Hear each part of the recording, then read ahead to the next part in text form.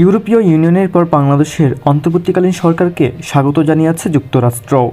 স্থানীয় সময় বৃহস্পতিবার 8ই আগস্ট সাংবাদিকদের এক প্রশ্নের জবাবে ডক্টর ইউনূসকে অভিনন্দন জানিয়েছেন যুক্তরাষ্ট্রের পররাষ্ট্র দপ্তরের মুখপাত্র ম্যাথু মিলার।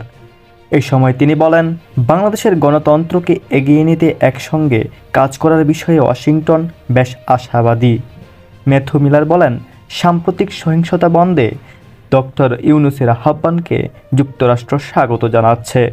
অন্তর্বর্তীকালীন সরকার ও ডক্টর ইউনূস বাংলাদেশের জনগণের জন্য একটি গণতান্ত্রিক ভবিষ্যৎ তৈরি করতে চায়, তাই যুক্তরাষ্ট্র ডক্টর ইউনূসের সঙ্গে কাজ করতে প্রস্তুত। এর আগে বাংলাদেশের নতুন অন্তর্বর্তীকালীন সরকার নিয়ে মন্তব্য করেছিলেন ইউরোপীয় ইউনিয়ন।